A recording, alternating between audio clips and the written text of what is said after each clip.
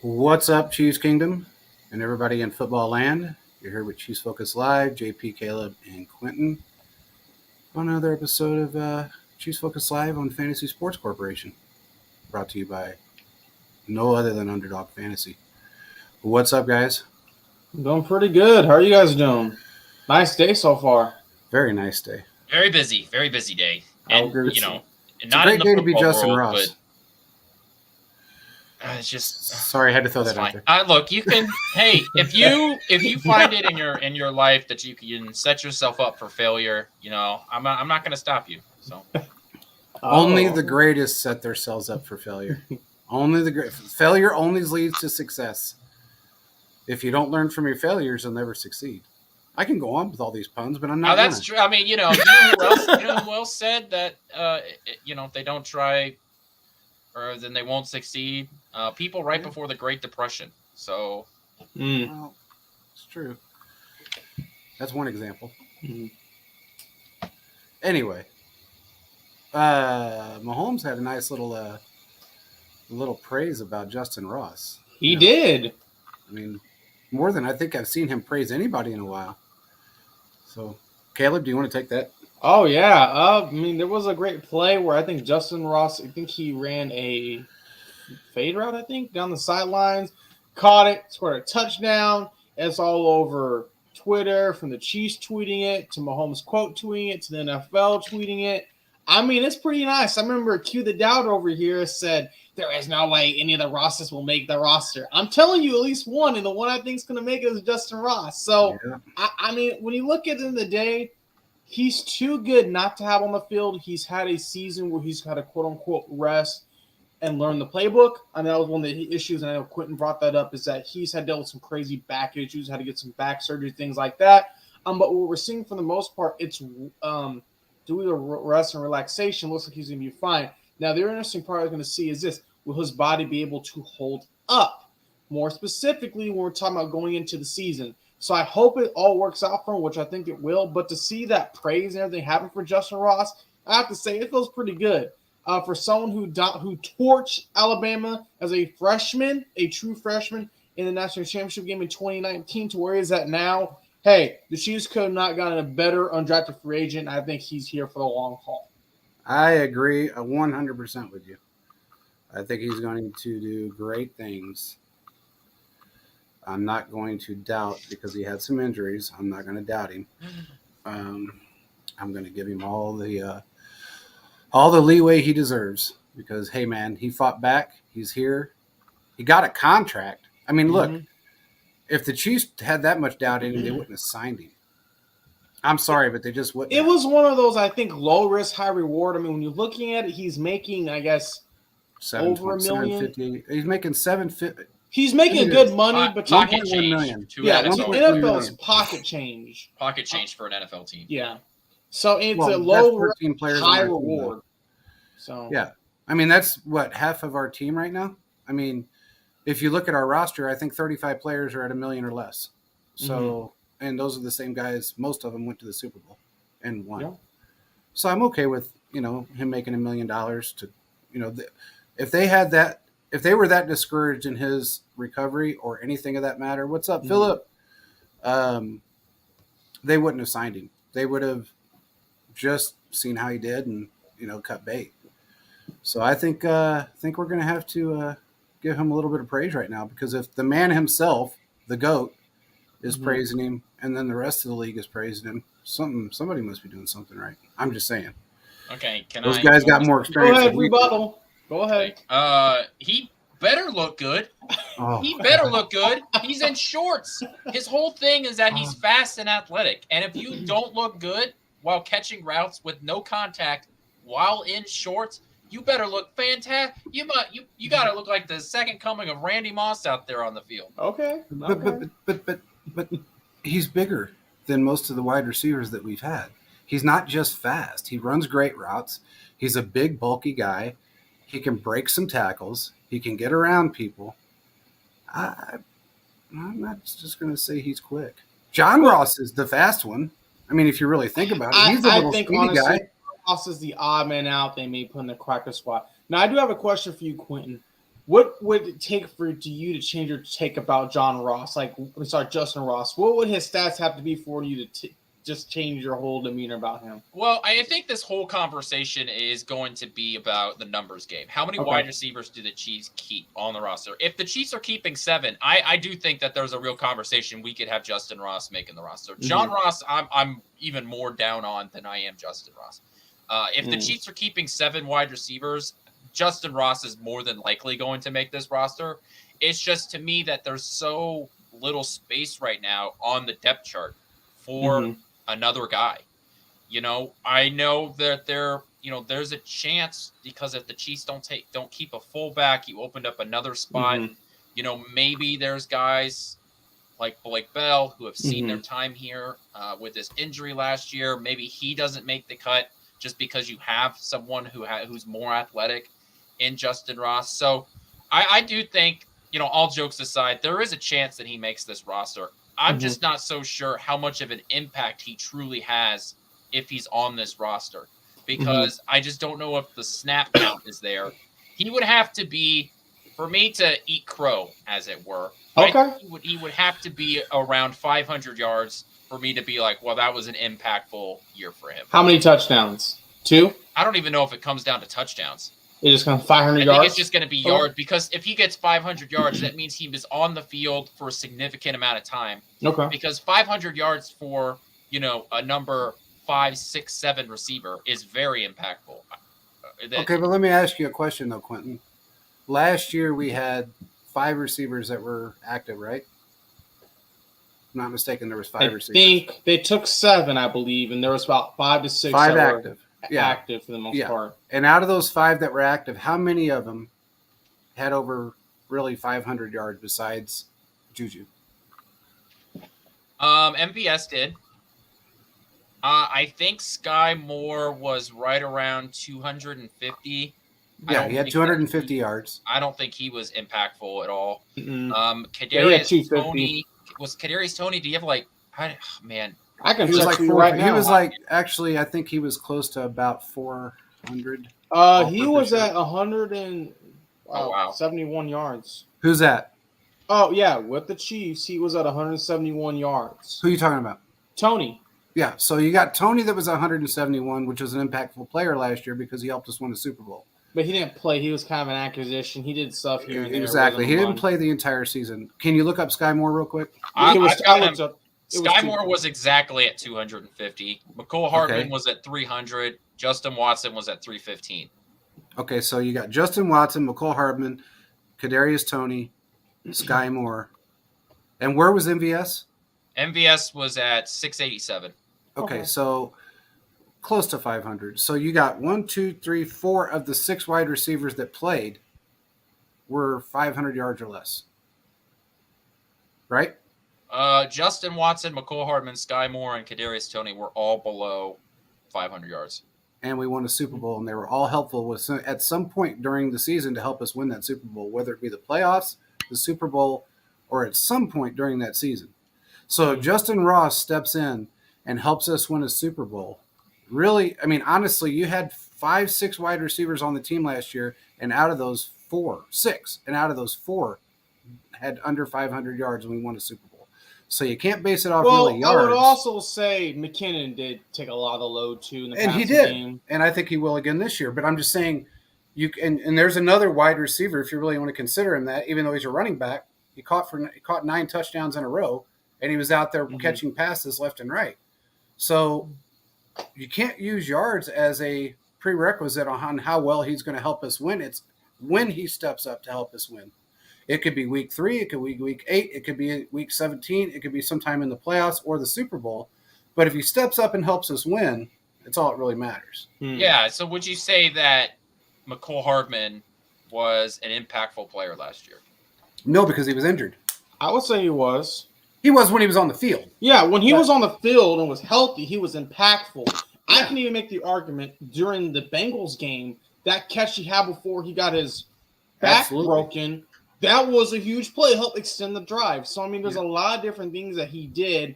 Now, they finally found kind of what he was good at too little too late with the jet sweeps and all that. But to have that there, it really helped the offense blossom to what it was. Especially in this spread style offense that we have, you're going to see Kelsey with 1,000+ yards. You're going to see maybe one other guy this season with 900 yards, and everybody else is going to be that sprinkling guy at 500 or 600 yards. Now you may see MVS step up some more this year, which I think he will, given the fact that he's got a year under his belt. He felt pretty good about what he did during the playoffs and Super Bowl, so I think he's going to step up. But these new guys, if they step up, and I don't care if they have 200 yards, if they can help us win a Super Bowl in this style of offense, that's all that really matters, because we don't really need a true number one, and I don't think we're going to need one for a long time. I will say this: if we get a number one, it's only going to make things better. Yeah, If Yeah, they I get agree. D-Hop, it'll make it a lot better. So, Yeah, I just don't like. Okay, so you said McCole Hardman, he had 300 yards, and you said that he wasn't a very impactful player. So because he was injured. yeah, so if one of the Rosses, pick your poison there, comes on and has 250 yards, and even if he's healthy for the entire year, I just don't know if it's fair to say, well, he was an impactful player for this team. Quentin, I guess. do you want to do a barbecue bet? 300 yards. You want to do that barbecue bet before the season? Whoever ends up losing has to buy barbecue for the others. You want to do that? I will even throw some money in on that, Jack. I'm just, I We might as just well. If we set it like 300, 350, I think that's a good bet. I'll let you I think just about think it. that it depends on what you view as impactful, because I think, like Kadarius Toney, I think most Chiefs fans would say Kadarius Toney was a more impactful player on this team than McCole Hardman. But that was just because Kadarius Toney came in the later year. When you said he had 171 yards, I was like, that's it? Because it felt like he had more. And I think that's Exactly. just some recency bias and the fact that he had, bigger moments than McCole Hardman did. Yep. Even though McCole Hardman was active for one more game than Kadarius Toney was. Wow. That's saying something. Yeah. But also, I think you're probably looking at, because the 171 yards does flip you out, and I think we're not considering his return yards. I think we're looking at the return yards that he had and going, oh, wow, it seems like he had a lot more, but really receiving yards, I mean, he didn't have a whole bunch. But what he did have, he was impactful. McCole Hardman was impactful for a certain amount of time, was injured, came back. He came back too early and did have an impactful play. But this is just not an offense that you can say, oh, well, anybody besides Kelsey and whoever's going to be, quote unquote, the number one is going to be impactful. I mean, is going to have a ton of yards, I should say. It's good. They're going to impact the game because of Andy's schemes and because they can get open when they can get open. That's just my opinion. But. I just think that MVS is going to. I just think he's going to stay the same guy. The guy he's been his whole career, about 700 yards. That's fine. He had 687. That's okay. Yeah. I would if I could lock it in, if I could lock in 700 yards for MVS this year, I would do it. I just think that's what he is. There's nothing wrong with that. Every team needs a 700-yard receiver. I'm not taking anything away from this man. He has a niche, and that's great. He is a solid number 2 receiver. He has value on this team. All right. I don't want to degrade what he's done in his NFL career. Oh, absolutely. Kansas City needs to find 933 yards from Juju Smith-Schuster. And I think they'll get that. And I think you're going to get that. And they also have to find the 300 yards from McCole Hardman. So they need to find about 1,200 yards on this offense. I think they can get Darius that. Toney picks up a lot of that. I think Kadarius Toney, if he ends the year right around that, that 1,000-yard mark, the 900-yard mark, I think that's fair for Kadarius Toney, because Kadarius Toney is going to have just this ridiculous game. He's going to have a 150-yard game. That's going to happen because he's going to have just one huge return, one huge, 75-yard touchdown, slant route, and it's going to blow one game out of proportion, and that's what'll bump him over to that 900-yard mark. That's fair. Hey man, look, I'm okay with that. I mean, I think MVS, he did exactly what he was brought in to do last year. I think he's just going to have a little bit more. Yeah, I think he's just going to have a little bit. I think he'll have a little bit more role. But he was brought in to be that decoy deep threat, and he did exactly that. People complain because he had a couple of balls he missed, but those were also, there was a couple of errant passes by Mahomes that he missed. I mean, he did catch one that was ridiculous that he shouldn't have caught, that over the back, laying vertical in the air, just snagging that ball with his fingertips. I mean, that was a beautiful catch. So let's jump on a commercial real quick. We'll be right back. Underdog Fantasy is here to save your post-fantasy football season blues. The easiest place to play and win with the Underdog Fantasy app. Get up to 20 times your money in a single night with our Pick'em contests.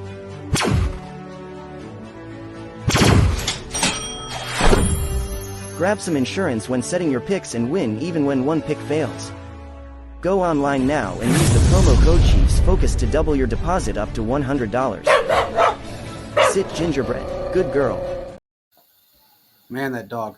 But you guys do need to go on and double up your bets. It's not just football, it's everything right now. You got the NBA finals, you got NHL finals, which, hey, the Golden Knights are in the Stanley Cup finals, so we got to give them some props. Let's get back to this. Now, I like what Philip said here, and he said, I agree with him. I think he'll have more touchdowns in 23 than he did in 22. I do agree with that. I think we're going to see a little bit more. It's going to be a change-up for Mahomes this year. And I think, given the fact that he was able to switch his game up the way he did last year and turn into a precision player, I think this year you're going to see a little bit more risk-taking with Nagy involved.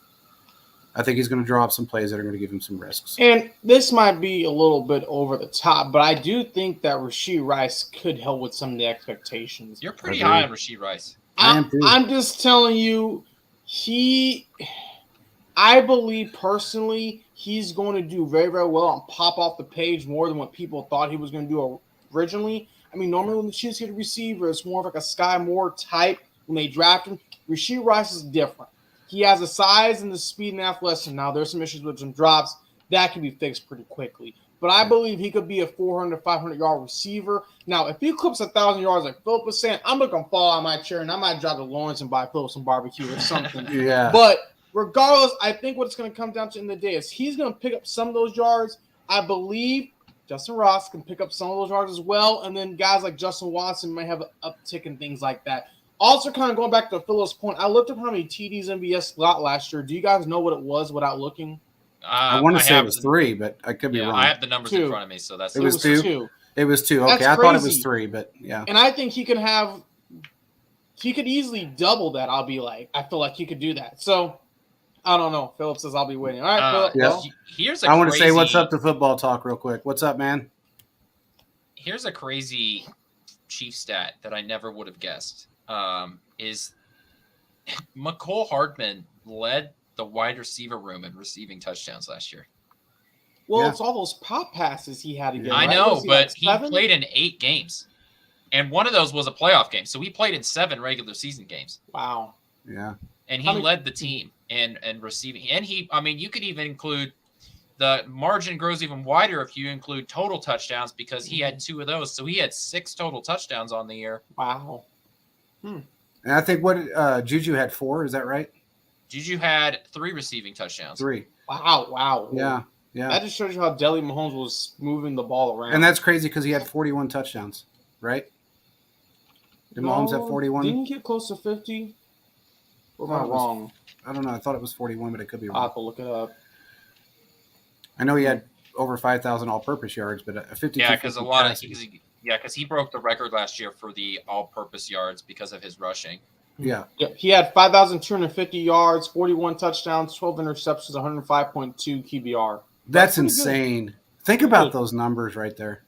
Okay, 41 touchdowns, 5,000 yards, over 5,000 yards, and only 12 interceptions. That's phenomenal numbers, And especially that's with a bunch without of guys Tyreek Hill. without Tyreek. That's his He actually had best more statistical season interceptions ever. with. Yes, he had more interceptions with Tyreek Hill than he did without him.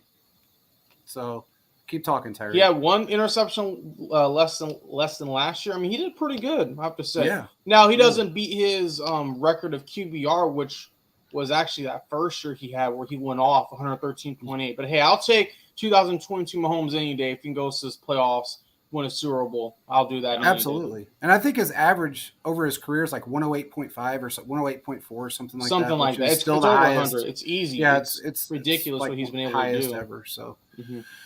I don't know. He broke a record with that too. So among the many records that he breaks, we do have. By the way, they said McKinnon and Kelsey accounted for most of those 41 touchdowns. You're right. That's I true. mean, Easily.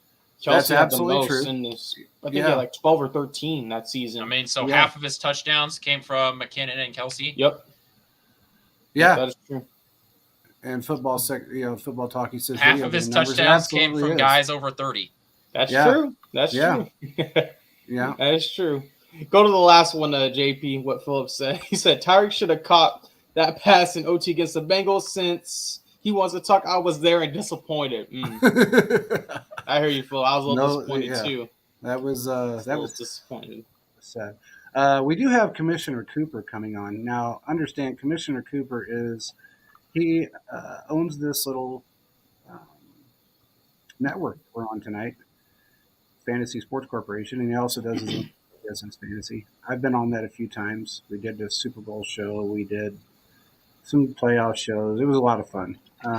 He's going to come on, I believe, at the 30-minute mark. We're going to have a little game with Commissioner Coop. He's been trying to come on for a while, but he just hasn't made it. Trying. I was air quotes for the podcast listeners out there. Hey, look, I got to give the guy some credit because he spent a lot of time. He has a job, and he's also trying to. Well, he just now got a different job, but he's trying to build up something, and I give him some credit for that. And he's very good at video work. I mean, he's just an amazing videographer. He can do some great things with video. So I will give him credit for that. I don't know about his team. I mean, we can't give him credit for that because they haven't proven anything yet. So when he comes on, we'll have to give him some crap about that because, he calls them America's team now. For anybody that doesn't know, it's the Miami Dolphins. So, the Tyreek lovers of the world. We will have a lot of talk. I have some things to say. The Tua lovers of the world. So, but I don't know what he's got a game in mind. I think it's something about testing our Chiefs knowledge. I'm not really sure. He didn't give me the full scoop yet, but we'll see how it goes. Okay. What is he coming up the 30-minute mark, you said? He's going to hit about the 30-minute mark, and we're about 23 minutes in. So, well, I do have a topic. I'm just kind of curious what you guys think about this. Shoot. Who do you believe is the most friendly Chiefs advocate when it comes to the national network outside of Nick Wright? Nick Wright is a Kansas City guy, born and raised here. Who do you guys think is that next person under him? Because Nick Wright is just always going to say Chiefs. It's not Skip Bayless. We know that. Shannon Sharp, right? It's got to be Shannon. That's a fair point. I mean, he's his Mahomie, right? That's his thing. I think it has to be, which is weird coming from a guy who played for the Broncos and tortured some Chiefs fans for a couple of years there. I don't know if we were using this as a nice segue to talk about that Shannon Sharp is leaving Undisputed. I think that's the name of their show. And he's taking his podcast and his show off of Fox. Fox bought out the remaining of his contract, and reports are that he is going to leave after the NBA Finals. Yeah. What do you think of that? I'm just kind of curious. I mean, the only time I ever tune into Undisputed, which is a very rare to begin with, I just listen to what Shannon Sharp has to say, and then I won't even listen to Skip Bayless. I can't stand that man. He just makes my blood boil. I don't like him, and so I have growing up past like post the Shannon Sharp era in Denver. I don't have the experience of watching him dominate Kansas City. It's like how, I mean, I grew up with Peyton Manning on the Colts, and I saw some of those playoff games, but I didn't see him, like, I don't know if I was really old enough to understand, all that was happening. And I definitely wasn't in like my peak fandom yet. And so I think a lot like Peyton Manning, where his post-career being in the public eye, sort of given Chiefs fans an opportunity to, respect him. I don't think you could really find a Chiefs fan out there who really feels like, they don't like Peyton Manning anymore just because of the personality that he puts out there. It's sort of a hard guy to dislike now. I love the Peyton way Manning. I also feel about Shannon Sharp. I always tuned in. Oh, go ahead, JP. I'm sorry. I'll just say this really quick, and then you guys go. I'm helping Coop get on to the show. I will say this. Shannon Sharp was one hell of a player. I watched him through his career. He was a great player, a very outspoken player, did a lot of trash talking. Oh, yeah. There's a ton of video out there. Yep. Yeah, he was big. The one thing that I guess because of my friendship with Derek Thomas, he pissed me off, and I just didn't like him for a very long time. But then when he finally made amends and he got his mind straight, he's an okay guy. I mean, he's not a bad guy. At least he's understanding to the game. He's not a homer. He's not. He played. Look who he played for all those years, and you don't see him sit there and just say, "Oh, well, they're going to win the division. They're going to win the division." He's brutally honest. Yeah, he is, and that's what I like about him. I mean, he's smart. So, yeah, I mean, it's just one of those things. It's he's a great player. I think he's very unbiased, and he is a big Mahomes fan. I mean, he's a huge Mahomes fan. I don't know if there's another guy in mainstream. Well, I tell you who it actually is Peter Schrager. He's kind of calmed down, though. He's calmed down. I don't know. He's still a homer. I mean, he is a hardcore Chiefs homer. No matter if you listen to him, he just talks about the Chiefs. If it's, if they have a question about, anything that has to do with standings or ratings or quarterback play or anything, he's going to pick Mahomes as the number one quarterback. He's going to pick the Chiefs to win because of Andy Reid. So, I don't know. I think Schrager's probably got everybody beat besides Nick Wright. Nick Wright is the ultimate Chiefs homer. The reason why I wouldn't say it was Shannon Sharp is because he's always picking against him in the Super Bowl. Now, he says it's Mahomie, regardless of you're here nor there, but I always enjoy tuning the show because, number one, he always talk about LeBron. Made it farther than the Warriors, guys, so this is a public announcement. And number two, he always roast Skip Bayless. Every time Tom Brady did something immaculate, Shannon Sharp was there letting him know, really? You're going to give him the credit? But what about what this teammate did and what this teammate did? Shannon Sharp, I believe, held it to a standard, saying this is a football game. You can't be saying, we lost because everyone's fault besides Tom Brady. No. And you can't say they won because it's just Tom Brady. It's a team game. And I like that because it just shows the realism in sports. Rather than Skip, there's videos now where Skip has have you guys seen the video where Skip has an argument with himself about Aaron Rodgers? Yeah. That's how contradicting he is back and forth. So sometimes I think that's just a mental block. No, I think he does it. The reason why he does it is because he does it to make people mad. It's his audience. I mean, that's what he's going to say things about Mahomes. It's neither here nor there. But if you put a Mount Rushmore of terrible sports people that have gone against the Chiefs, you got to put Skip up there, unfortunately. He's the lead. But I would say Shannon Sharp has been a huge proponent. I wouldn't put him up there next to Rick Wright. I would put Peter Schrager up there. I just believe on the national area, the Chiefs are finally getting the respect that they deserve. Because I remember, Quinn, you remember this, when we were in high school and middle school and the Chiefs make the playoffs, they would have a 5-minute segment about the Chiefs and playoff game, but they're going to talk about Tom Brady and the Cowboys for 30 hours. Yeah. No one wants to hear that. So it's nice and refreshing to hear those things. And you hear, oh, D-Hop's on the free agent now. He'd go to the Chiefs and have a whole segment built into that. So I enjoy that personally. Now, when it comes to his post-career, I really believe Shannon Sharp, his club Shay Shay is really taken off. So I believe he's in a point where he doesn't have to do that. He may make some guest appearances to do some stuff like Deion Sanders, but I think it's on his terms of what he wants to do at this point. Yeah, he's just in life. Seriously, congrats on him for, taking control. If he doesn't want to be there anymore, good for him for, having the ability to step back. I think some people would be scared to, step away from their media career after they develop something like that. But good for him for being able to take the step back. Football Talk is right. Skip did build his career on making people mad, and it's it's just I couldn't do that. I couldn't get on a show every day for 4 hours is their show. I don't even know, an hour. It's 2.5 hours. 2.5 they were hours. the first show to start earlier than ESPN First Take, 8:30 to 11. Yeah, I couldn't imagine getting on a show every day and then with the sole intent of just let's see how I can piss people off today. That would just that just sounds like a sad life. He's a pretty, I look at him, I look at Nick Florio, all the guys that have done this. I mean, Nick Florio makes, a few $1 million a year being a jackoff. Skip Bayless makes $1 million a year being a jackoff. So look, man, I mean, I guess if that's your niche and that's what you want to do, that's great. I couldn't personally do it. I don't want to be that guy that, Mahomes is overrated. Skip is still saying that 5 years later. He's overrated. Yeah, and he's yet to admit it. And that's a point where, as a Chiefs fan, I go, okay. As I look at these nice Super Bowl rings I have, I'm just gonna look at these Super Bowl rings. They're about to have more. They've been more relevant than the Cowboys since the '90s. So I'm gonna enjoy these.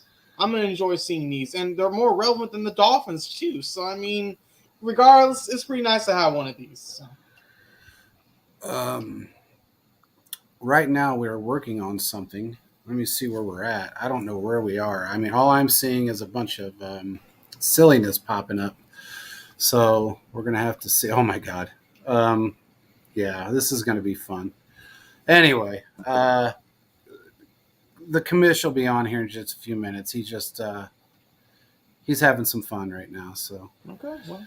We'll let him do that. Dolphins. We'll have a lot of questions for him. So don't worry. Quentin has a whole notepad, and I'm ready to fire off if I need to. So yeah, I couldn't tell you who the last relevant Dolphins player was that made it into the NFL Hall of Fame. Dan Marino. Do you know how long ago that was? Well, that's we weren't born. Still is somewhat in the modern era. My experience with Dan Marino comes from Ace Ventura.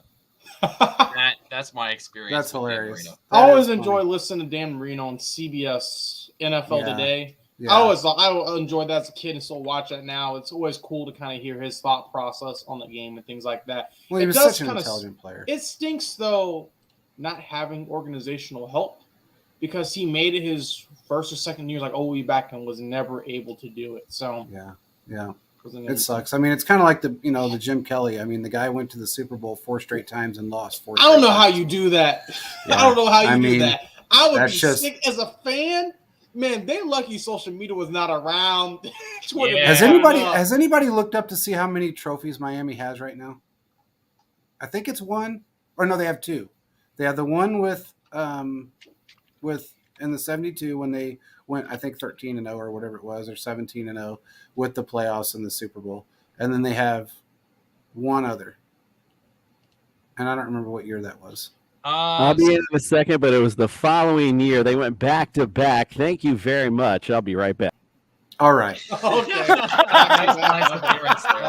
They haven't done nothing in the modern era, so that's all I'm going to say. I mean, Moby Dick was a minnow the last time they sniffed a Super Bowl, so it doesn't even matter at this point. Oh.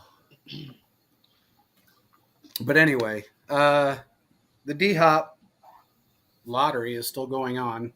Somebody put out a tweet today saying that they still believe the Chiefs are the number one number one in the running for D-Hop. I don't see that, but they're saying it. Maybe it's true. I don't know. It's funny, when we did our show yesterday on our other network, Chiefs Focus Live on YouTube, shameless plug, is that we had this little draft, right? And we looked at all the different teams that, we would expect or think that he would be a good fit for, D-Hop would be a good fit for. And none of us really talked about him being a fit here in Kansas City. So it's just funny that we talked about all these other teams that really should go out and look to get him because they really do need it. And with that being said, if I asked you guys what's the biggest need for Kansas City right now, your first or second one would be wide receiver. Yep. The only one you could say is maybe more important would be pass rush. Yeah. But which I think they're going to fix anyway. So. Yeah, but it's just funny that, you don't really see him coming here. You don't really see that. But the need's kind of there, but you're still like okay with it. And that's the power of Patrick Mahomes. Yeah. Well, and definitely isn't the power of Tua. I mean, that's, we can bother. We're gonna have Tua on all over our asses. That's what's gonna happen. Man. Yeah, it's gonna get rough. All 7 of those Tua fans are gonna lose their damn minds. Well, he's got the entire island that's on his side too, so that makes a difference. I will say, if the Chiefs are able to get D-Hop, it is going to open up the offense like never before. Again, like I've been beating on the table for the Chiefs to get Odell Beckham Jr. Why not? It's only going to make things better. When you're looking at this, it's going to elevate the play even more for everyone. It's going to allow Rashee Rice to get open. It's going to allow Justin Watson to get open. It's going to allow Kelsey to get open.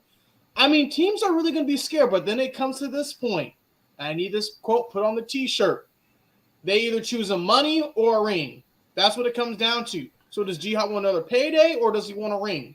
Yeah. I mean, at this point, if I was him, the 4 teams I would be looking at would be the Bills, the Chiefs, the 49ers, and the Eagles. Those teams have a good chance of at least making to the AFC Championship game or maybe pushing on. What about the Jets or the Jags?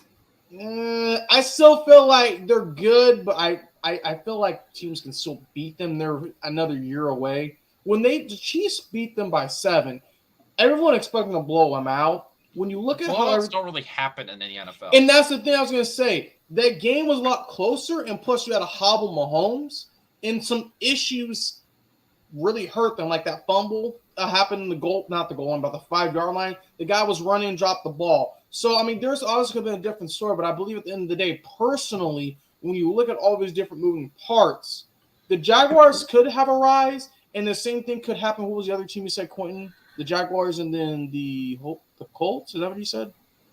Someone said Jaguars. I said the Jets. Jaguars and Jets. Yeah. Those could happen.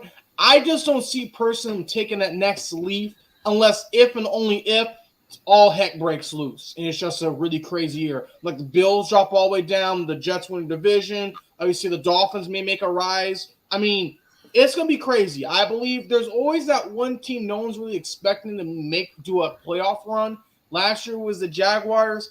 I think it could be the Jets this year, but it's going to be a lot of moving parts. There's a good chance maybe when we look at New York.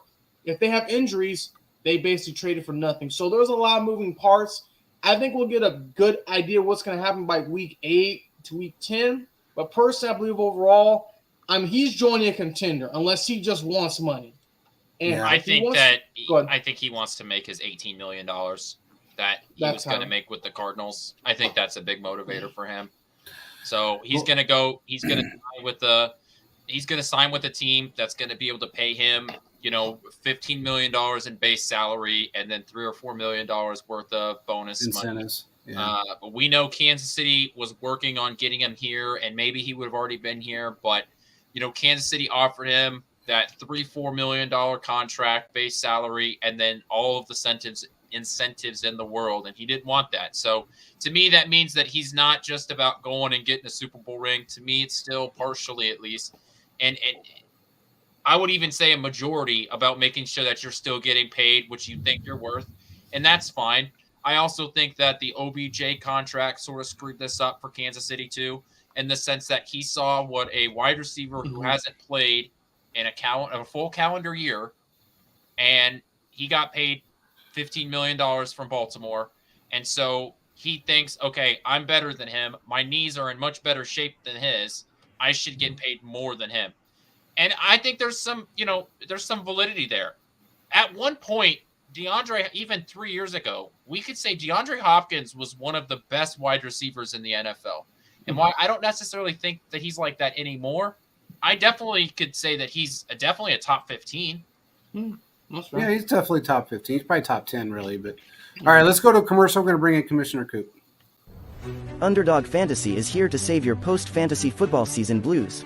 The easiest place to play and win with the Underdog Fantasy app. Get up to 20 times your money in a single night with our Pick'em contests.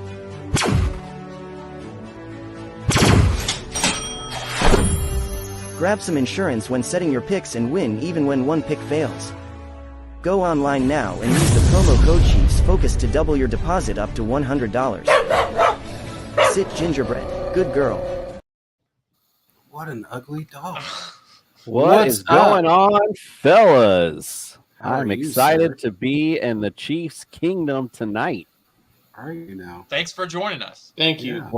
I appreciate being here. Listen, what's really fun is one thing I've noticed watching your show, there is a lot of Miami in your mouth, which is telling me you might be a little nervous for this. Well, you coming take up all our season. players. I mean, it's basically retirement home for our players. Yeah, who don't you guys have are here. the AFC version of the Arizona Cardinals. It's like every time I see a headline from Chiefs Kingdom, something about Tyreek Hill crying, this, that, and the other thing. Man, you guys love some Miami on this show. Well, and one other thing, too.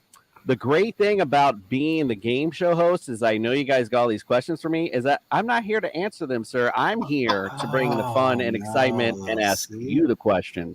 So I am here to promote, however, our summer tour for TSS Fantasy that we have coming up right here on the Fantasy Sports Corporation. We're going to be visiting every team. We're going to have podcasts like yourself on, super fans, hopefully some players, knows.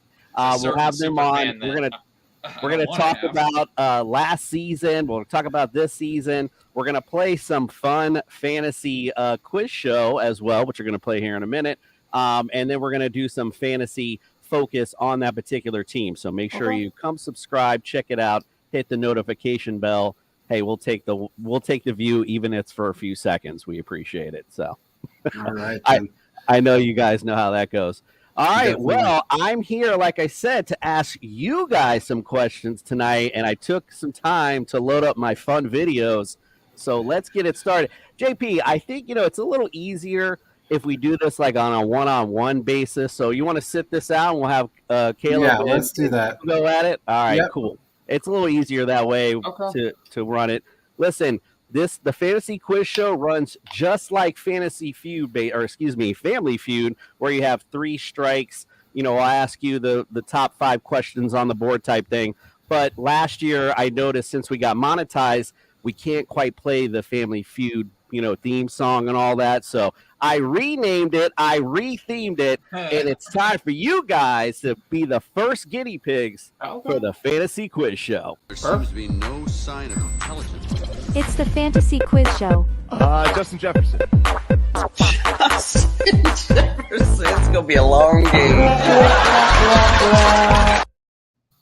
It's not going to be a long game tonight because we got chief experts in the building. So we just explained how the game goes, just like Fantasy Feud. I don't have a fancy buzzer, however, so I'm just going to ask the question. Just shout it out if you know the answer, and whoever answers first, I got JP here as my judge, then that's who will award the point to. Now I'm going to give you a layup to start. This is going to be an easy one to start this game, right? It is going to go into last season, so I'm not going to get deep into Chiefs history. Just last year, we're going receivers. Top 5 answers on the board. I'm looking for your red zone target leaders. Travis McCall Kelce. Harmon. Who'd you hear first, JP? I heard Quentin say Travis Kelce first. But it was receivers only, so Caleb, you said McCole Hardman, sir, and that is correct. Zinger. You got control of this round, my friend, and McCole Hardman on this list is tied at number 2 with 8, just as a heads up. You got 4 more answers on the board. What else you got? Kadarius Toney.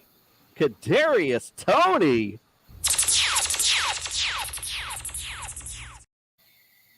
Whoa. He is number 4 on this list at 3 targets. MVS. Marquise Valdes-Scantling. MVS. Okay. He's tied with Hardman with 8. So you're missing the number 1 and the number 5, and you have no strikes. Number 1, number 5. Justin Watson. Justin Watson. That was the number 5 answer. I was surprised you snagged that one. He was number 5 with 2. You're missing number 1, and that's it. Okay. Gracious, this is hard. Oh, his name is slipping my mind.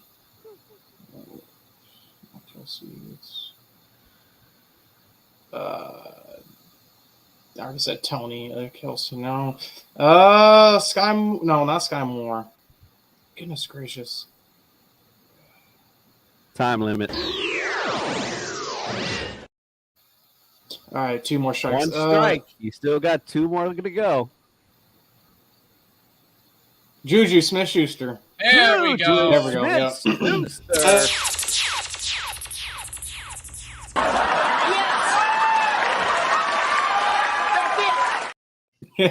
You nailed it. Good job, my friend. You're up 1-0. All right, now we're going to get into Chiefs history a little bit here. So let's get into all-time receivers. We're going to talk about all-time receivers since, you guys never really have any. Let's go on to receiving yards all-time. Give me your top 5 leaders. Tyreek Hill. Tyreek Hill.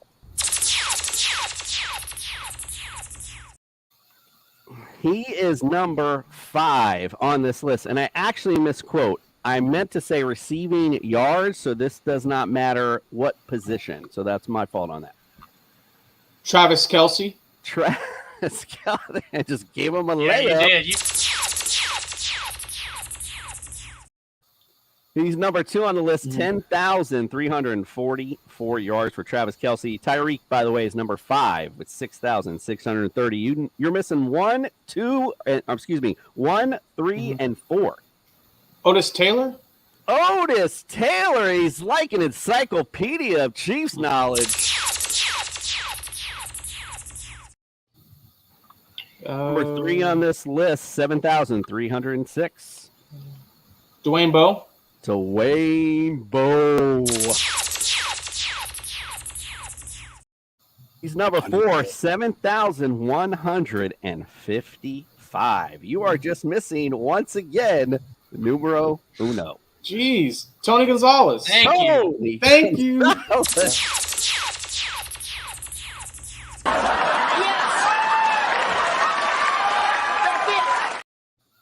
Wow. I mean, this might be a nasty sweep, Q. You better tighten up here.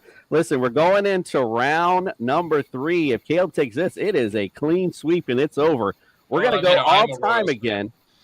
We're going all-time again, and we're going to go to the running backs, or at least the running position. So all-time, I'm looking for your rush attempt leaders. Jamal Charles. Jamal Charles. I'm going to give that to Q because he needs it, and he was in first. Good job. Okay, so 2 on the list, by the way. You said 2? Yes, sir. Okay, so this is basically a longevity thing. So, how long? Larry Johnson. Larry Johnson. He's numero uno on the list. He got ran into the ground, man. Let's see. I'll say Priest Holmes, but I'm not confident about that. Priest Holmes. Yep. He Was is it- number 3 on the Number list. 3. Okay. Which ones do I need? You need 4 and 5. Oh man. Not during the Andy Reid era. That can't possibly exist. Mhm. So we're talking Marty Ball era. Mm. It's a little before my time. I could give you a hint, but I'm not gonna. Okay, thank you. I really appreciate. I'm the old guy in the. I know bunch, but I that's mean, that's the real reason why he didn't want you to play, because you lived the experience. You lived the experience. Man, I can't think of any other running backs. go to the '90s, man. Go to the 90s. I was people answers. Come on now. I'm just going to the. I'm just giving him an era, a decade. Good God. Time.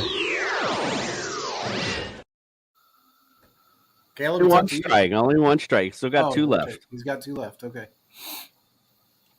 I don't think.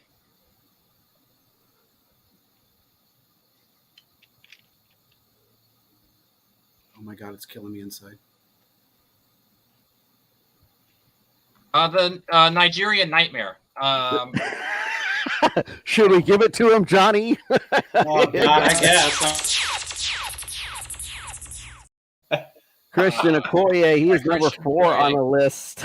Man, so I'm missing number 5. You're missing number Ooh. 5. And good luck on that one. But look, oh great. I think I know. I know who he is, but Yeah. I'm going to let Mr. Smarty Pants answer too if he doesn't get it. So go right ahead, sir. No, I have no idea who would be 5 on that list. All right, here's number 2. Any guess? One last guess. No, because I have a feeling it's gonna be from like the 80s when the Chiefs were just Cocaine is a hell of a drug. My friend, can you steal it? Joe Delaney. Joe Delaney. Well, Not you might as well just correct. X me out again. I don't know. JP, do you know it? Marcus Allen. Marcus Oh, I'm Allen. Man, It's oh, Allen. It's not. I'm gonna hack this up because it's not Marcus Allen. my writing's bad too, so I'm gonna hack this name up.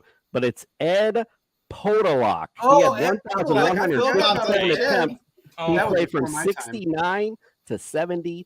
I knew If that you one was don't gonna know, now you know some Chiefs history. There Thank we go. God it wasn't Marcus Allen. I'd have felt so bad if it was Marcus Allen. Hey man, Marcus Allen put up some yards for He us. did. Mm. I was All right, worried. I almost said Barry Word. I forgot about Ed Podolak. Mm. It's 2-1, so we still got a ball game here. We got top 5 answers on the board, and we're going to go to the quarterback position again. All-time top 5 answers on the board. I'm looking for the all-time leaders in passer rating. Mahomes. What do you say, JP, on that one? It's Mahomes. I know that. You're the judge. Who got in first? Oh, God, it sounded like. Honestly, it sounded like Caleb, but I what think do it you was think? Quentin. Was I'll it be Quentin? honest. I think it was Quentin. He said it before Quentin me. I believe Quentin got a little pat in there first. So Okay, I didn't hear that part. Give it to you know, him. he gave it. I think if we did a replay, I think we get a little pat in there a little bit All first. right. So let's give it to him. Patrick Mahomes, number 1, 105.7. So you got 5 more to go, my friend. Okay, we'll just Joe Montana. Joe Montana. Not Ooh. on this list, my friend. Wow. Okay. God, God, I wish I had Jeopardy music. Yeah, that would be great. Let's see here. Trent Green. Trent Green. He is number 3 on the list, 87.3. Okay. Let's see here. Is Alex Smith on the list? Alex, is he asking or is he telling me?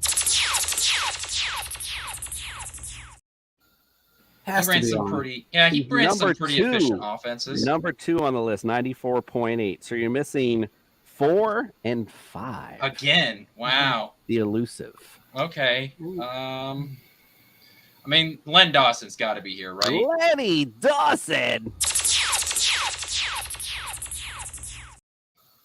Lenny the Hey, Cool. my friend, you got 3 strikes for number 5. Let's get it. All right. Man, I feel like I need to go back to some of those 90s offenses because that's when, quarterbacks became more impactful. So I might be I might be really hurting some people with some of these names. So, like Steve DeBerg. Steve DeBerg!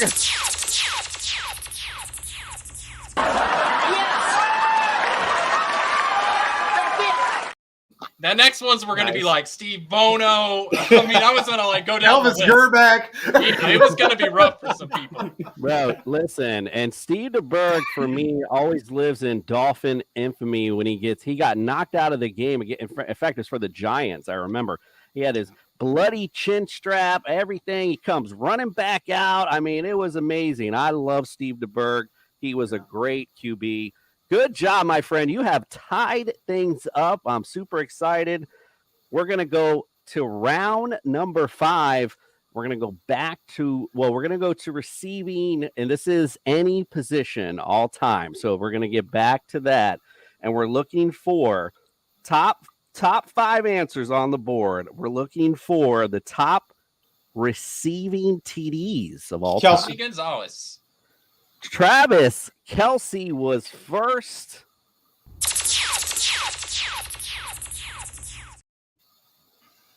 Tony Gonzalez. And Yeah, I just gave you that one. Gonzalez.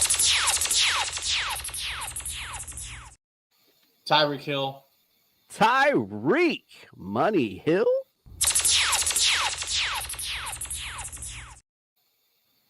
Dwayne Bowe. Dwayne Bowe went back to the wheelhouse.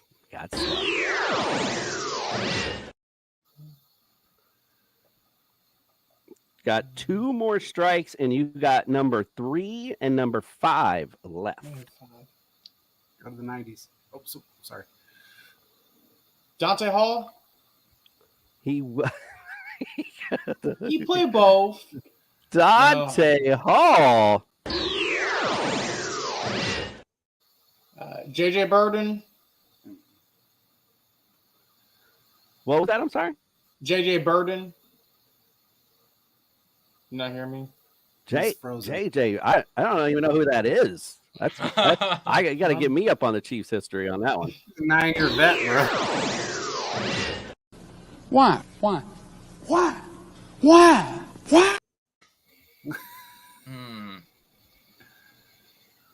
Can you repeat the question so I can stall a little bit?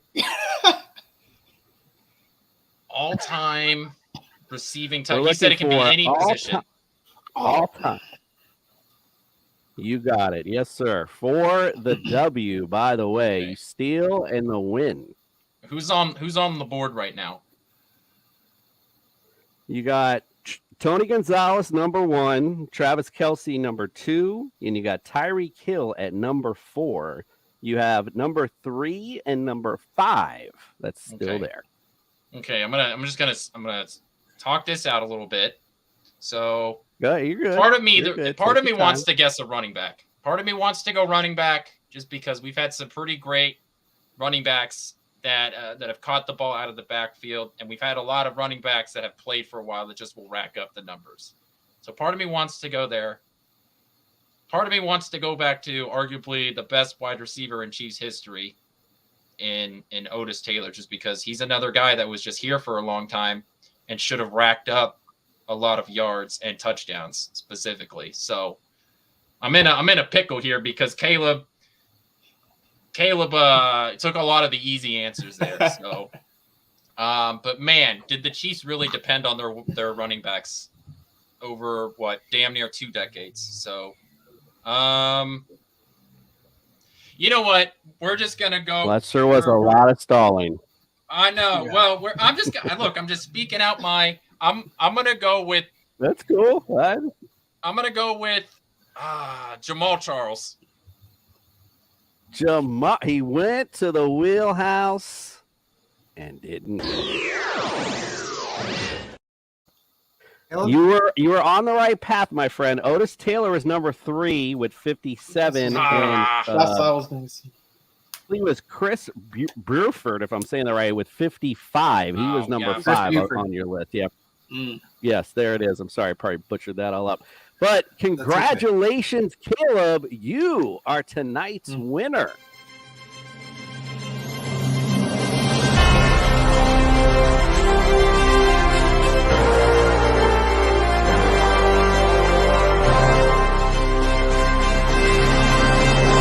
Holy hallelujah, we've done it. And my friend Q, you are tonight's loser. Dumbass. Dang these. They call me dumbass. Stupid. So you're telling me there's a chance? Good job, Bill, my friend. It came right down to the wire. You guys played excellent game tonight. So good job to you both. Do I get a victory speech? Yeah, let's hear it. I want to thank everybody here. I want to thank my opponent, Quentin. Also, shout out to my parents who did get back at me when I was little for understanding Chiefs material, but couldn't get fractions figured out. So thank you guys for pushing me, getting to the point I want to. But great time playing. Hey, in the future, is there going to be a team versus team, like Chiefs versus like Raiders or something? Like all 3 of us can pop on again. So I think JP between JT, Quentin, and I could run the table. Hey, for kids that grew up in the 2000s, we did pretty good on some of the old Chiefs history. Yeah, you guys are youngsters. I'm just so happy Marcus Allen wasn't an answer to that question. Honestly, he was close. He was close. Oh my god. I like that idea though, Kayla. We maybe we'll do like an AFC West version, and we could bring in teams. I like that. All right, you might have something there. Appreciate that. We'll put the trademark on it for you. Definitely. Well, that sounds good, man. Yeah, that was fun. All right, good. Well, I'm glad you guys enjoyed it. I'm gonna get on out of here. So, because I unfortunately have to get ready for another show this evening. I'm trying to promote TSS, so I'm on this little tour of hanging out. And they don't get the cool game show like you guys did, though. That's only we don't like get the cool videos. Thing, we want the cool videos. That's the biggest thing. You're the video guy, man. You're creative. I gotta give it to you. Thank you, sir. I appreciate that. Well, you have some videos in there, so feel free. I won't delete them. You can use them anytime. Oh, hell yes. Okay, that's great. Unfortunately, they got TSS on them, but whatever. That's okay. That's all right. Got to give you some props for making them, man. I mean, hell. Yeah, no worries. You guys are welcome back anytime, though. Like I said, the Chiefs show for our summer tour, we always do the champ last. So you guys will be at the end of July. So we're starting out with America's team, the Miami Dolphins.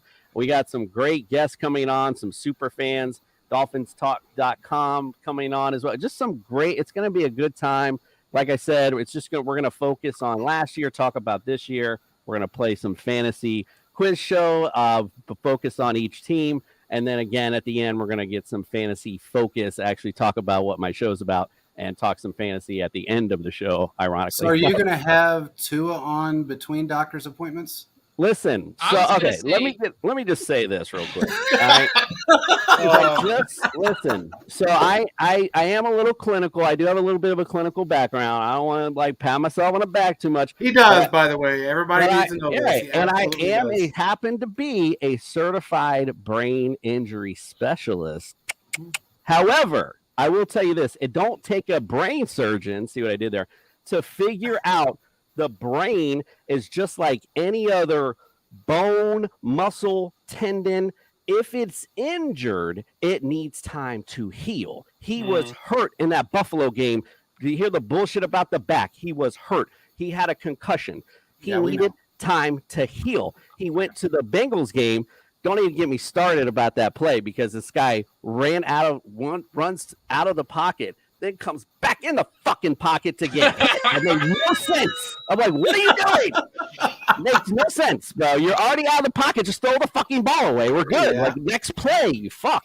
Anyway, so that happens. Guess what? Now we got a more serious injury. It's just like if you and I, like I said, don't take rocket science to figure out. If you and I were playing on a micro fractured leg and went out there and someone hit it, boom, guess what? You got a big break now, right? It's the same thing, just like any other bone, muscle, whatever. He needs time to heal. Thankfully, his offseason, he's had time to heal. Now, the brain is always, you'll hear 1,000 studies tell you 1,000 different things, and people are just still trying to understand how the brain operates. So for me to sit here and tell you he's had enough time, I'd be lying to your face. And anyone who sits there and tells you that would be lying to your face too. Nobody really actually knows. Hopefully it works out, but we don't know. But how the brain operates, maybe those injuries, there's something to that. You hear about the CTE stuff and later on in life. However, since we don't know, at one point I made on another show back in, say, 20 years ago when that happened to Tua, what would we hear?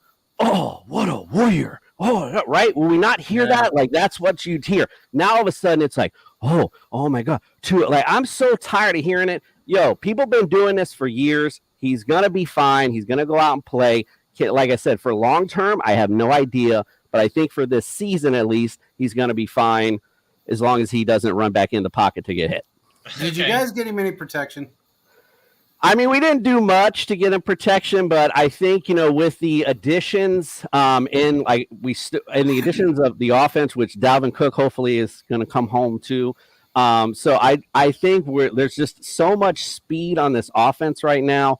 All he's got to do is just get rid of the football. Like, that is literally all you got to do. And I mean, it's like I said, if it's not there, throw the ball away to it. That's literally all this kid has to do with all the speed on this Dolphin offense. So yeah, I'm good with it. He definitely needs to learn how to do that. I mean, he holds on to the ball way too long. But I got one thing. So you said you're doing the Chiefs last because we're the champs. Yeah. You're doing the Dolphins first. So is that a Freudian slip of where you think the Dolphins are going to be this year? No, actually, last year I started with the Eagles, so I just figured, I give that little bit of gusto because I had a lot of stock in Jalen Hurts last year. I was like my big fantasy guy last year, my guy. That worked out for you. So luckily, that paid out. Again, I could, every year we're like, that's kind of the point of my show. We have a little fun with it. Yeah, we're fantasy experts, but we're just guessing like everybody else. So we try to have fun while we do it. I have a lot of segments like Fantasy Jesus and kind of fun stuff like that. That's funny. It's funny. It's actually, if anybody has a chance to watch it, go on there and check out TSS Fantasy because it's pretty damn funny. Yeah, at least we have some fun at least. So yeah. So. Well, we appreciate you jumping on, man. Appreciate you guys having me. We'll, like I said, anytime, welcome back on to our show. And like you said, I like that idea, Kayla. We may revisit that soon. I like that. We will win the Super Bowl. Just calling it now between us three right here. Okay, we'll see. Well, we got Miami coming in third in the division. So, behind, I think, New England and the Jets, but we'll have to see how that works. Listen, stop embarrassing yourself. The one thing I will say, the Jets are probably the biggest anomaly in the division because they could be actually really good, but my money says they're going to be really fucking bad. That's just because you're a division guy. Hot take, the Jets are bad. Who'd have thought? Right, exactly. But the thing is, Aaron Rodgers, half in, half out, about to retire. Okay, now I'm in New York. The minute the shit goes bad, I cannot wait to see him on these press conferences with this New York media. Like I said, it could be a shit show, but they could be great. It's true. They could be. He's the only guy I've ever seen that can actually have a team sign people without him being signed. And he did that. Yeah. So, and God forbid, he gives up a little bit of his contract to get D-Hop. because that's going to be scary if he does that. So, I think Buffalo's kind of taking a step back, to be honest. they definitely are. Yeah. They were the team that scared me the most last year. I'm just being honest, and I'm not afraid no more. I'm not afraid at all of them. And you have no reason to be, man. We took Skylar Thompson, a rookie third string, and if Jalen Waddle catches some fucking passes in the beginning of that game, we advance to see your ass next. Hey, so, you know what's funny? We can say the exact same thing about Tyreek Hill, 21 and 20, because, I mean, honestly, he was the reason why Mahomes had as many interceptions as he did. That was Tyreek Hill. Do me a solid. Just all of you. One ask. Go watch at least the beginning of that Bills-Dolphins AFC wildcard matchup last year, and watch Jalen Waddle screw us enough in the beginning that it cost us just watch it. Skylar Thompson was on point. Hey, Josh Allen is making mistakes. That defense ain't getting no better. So I'm not afraid of them at all. I mean, it's you guys. For me, it's us. The Bengals are still good, obviously. And I really think you're going to see D-Hop go to the Browns is what I think is going to happen. That's what Caleb said, too. That makes them another powerhouse, I think, in the AFC with him and Cooper on the other side. I mean, and you got Chubb. I mean, hello. So yeah. It's okay. Their quarterback's not good. I like I said, he's got a whole season. He got a whole season to get right. And Deshaun Watson, it was money when he played prior. So yeah. And listen, and I want to say we covered that thing exclusively. I mean, I just want to let you know, my wife's a lawyer. I had her look into all. We have this whole thing about it. I had her look into all that. She had this little thing. She logged in, looked at all the evidence. I just want to say right now, I don't care what anyone says. That was a bunch of fucking bullshit. All those girls was all hearsay. All the evidence was a bunch of fucking bullshit. The guy was literally like telling this girl, hey, she asked where your problems area are. He said, my adductor longus. You didn't say my dick, my groin. He says my adductor longus. Like he was being, and he goes, are you comfortable with that? Yeah, we're good. And then after that, they got flirty. What you want them to do? Like, I mean, what you talking about here? This is crazy to me. So anyway, that was a bunch there were so many other things that went along with that. And I said this and people said I was crazy. There were so many other things that went along with it. Like the attorney that represented those girls just happened to live 3 doors from the owner of the Texans and was his buddy. And it was just happened to be 3 days after he requested a trade that the first girl came out. And then all of a sudden a bunch more girls came out. There were so many things that fell into play. I personally thought, and Caleb will attest to this because I said this numerous times, I thought he was the second best quarterback in the league to Patrick Mahomes when they came out. He was. And he was very good. I just hope if he can come back and play strong, that's great. I mean, it just depends on what he does when he comes back. So. Right. Yeah. I mean, like I said, he had a whole year to find his groove.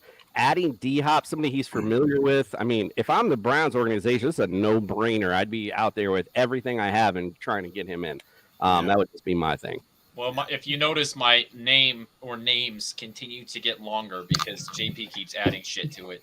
So I have been deemed the doubter. I just don't know if I can trust a quarterback that has missed 2 years of football.